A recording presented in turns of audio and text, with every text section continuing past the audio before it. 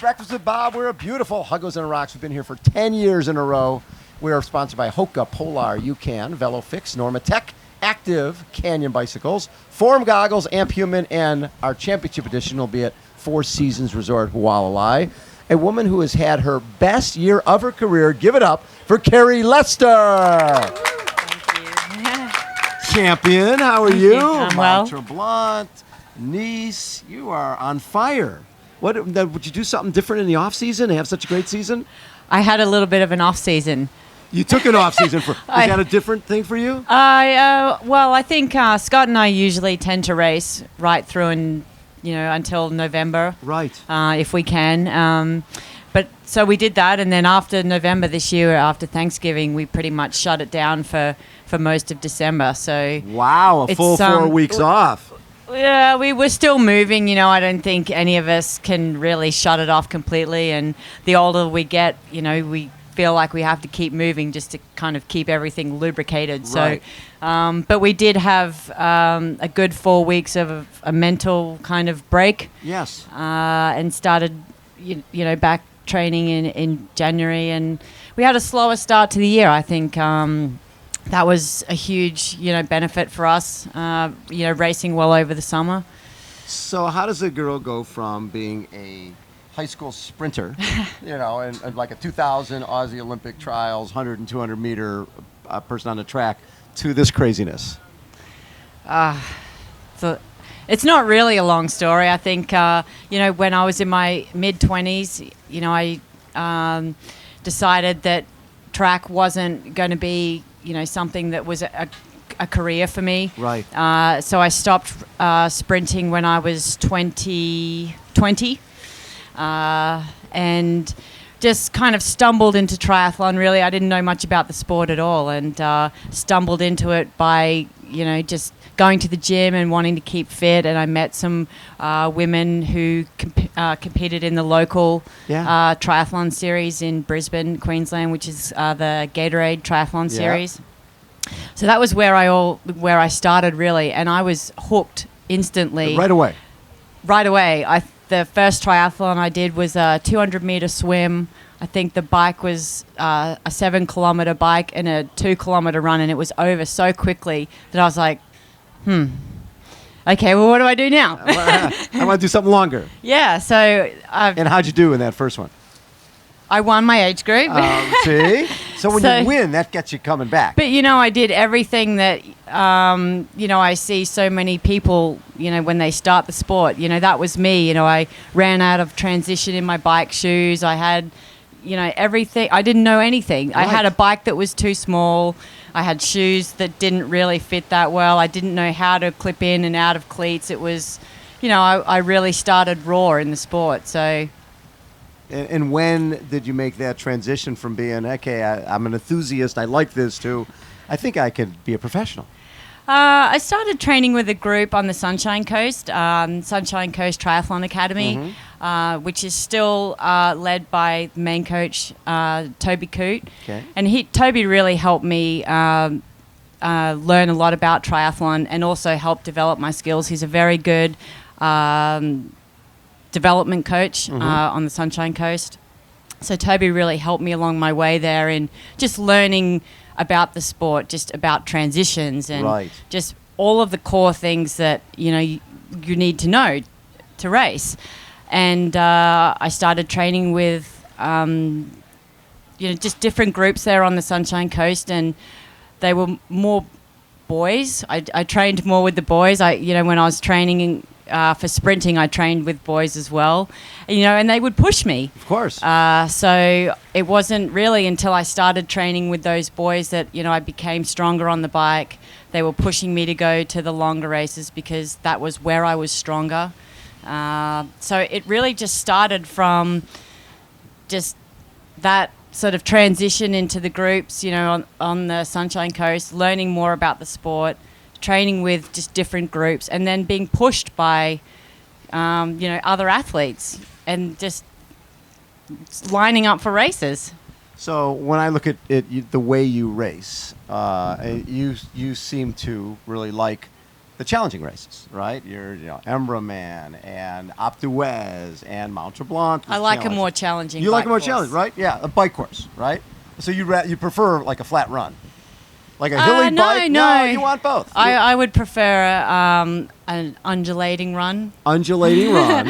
I don't know if anyone really likes hills on a run, right. but you I would like definitely prefer a more, a definitely more challenging bike course. Right. And then top that off with a little bit of an undulating run course, and I'm happy. But you do like hard, and this race is hard, and you've been 10th here. Yeah, of course. I mean, it's hard, and the bike course is hard, and every year I come back, I get more of an appreciation for actually how hard it is. I think I've come here in other years, and we've come from racing in Switzerland and over in France, and I think, the Kona bike course, that's not that hard compared to, some of the races that we've done over there, but it is. It is, yeah. And I don't think I've really appreciated how hard that is, and given it, enough respect in the last few years. So it is a challenging course, and obviously, everybody knows what we deal with out there with the winds, and you're also racing, the best in the world. So you throw that in there, and, it becomes quite a challenging course. Now, you're also a coach, right? I am. Scott, yeah. How has that helped you? Because what's nice sometimes is when you're a professional athlete and you can sort of be immersed in your own world as a professional athlete. But when you're a coach, you've got people who are loving the sport and they're brand new to the sport, and you're seeing their passion, and that helps you with your training, right? Yeah, and definitely. And I think, as both of us have gotten older and, we've been in the sport for so long, it's very easy to, I guess, fall out of love sometimes. Yeah, it becomes a job, right? It does become a job. So when we are coaching those people that are very new to the sport, it's just, it's very fulfilling for us to be able to share, what we know about the sport. And it just gives you that kind of sense of satisfaction that, you've spent all of those years, in the sport, and then you can now give that back and make someone else's journey important and, make a change in their life as well. I think that's what, some of the transitions that we've seen from people that have come into our squad that either I've coached or that Scotty's coached or one of our coaches has coached. Yes. But the transition of some of those people that have come in has been just incredible in their lifestyle, right? And just in what they've been able to achieve in short amount of time, just being guided. So seeing that, it definitely is very satisfying, and it allows us to kind of put our goals, our kind of, as you would know, triathlon, it's a little bit of a selfish sport. Think so? Yeah. We can put that aside and focus on others and give back to, making it you can draw enjoyable. On that too. You're out there in the middle of a lava field and you're running and you're drawing. Love seeing athletes that we coach out on course. Exactly. Yeah. Or you see them and you know what their journey has been. You know that they've lost 50 pounds to get there. Yeah. You know they've overcome some horrific experience in their life, and like you said, it is a selfish sport, but now you're seeing a person who now has a love of the sport, and you've been a big part of that. That's right.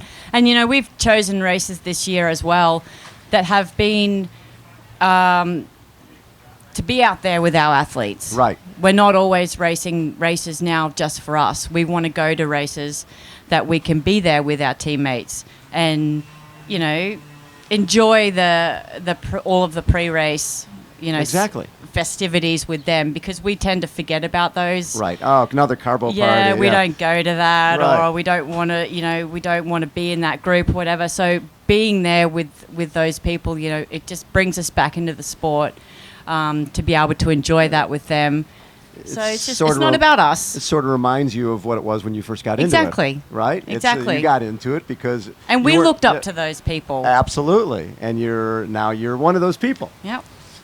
What are your goals here? Last year I was very disappointed. I actually collapsed on the Queen K at about mile 8. I think I probably could have not even gone on to the Queen K last year. I was kind of fighting it off and hoping that I would kind of come back to life, but I went the opposite way completely.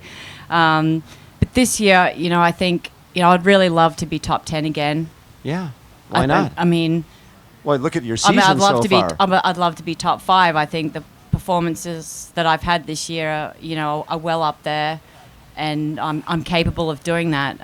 But as you know, it's just such a beast of a day. You just never know.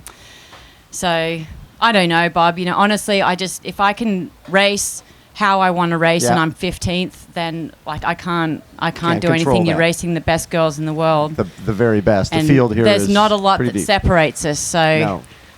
There'll be a lot of have racing. A great race. There'll be a lot of racing going on that last 5K. That's true. People will be side by side racing, which I'm guessing you like. Yeah. Well, yes. I'm getting used to that a lot more. I think the races that we've done in Europe over the previous summers, a lot of those races you're out there on your own, which I like.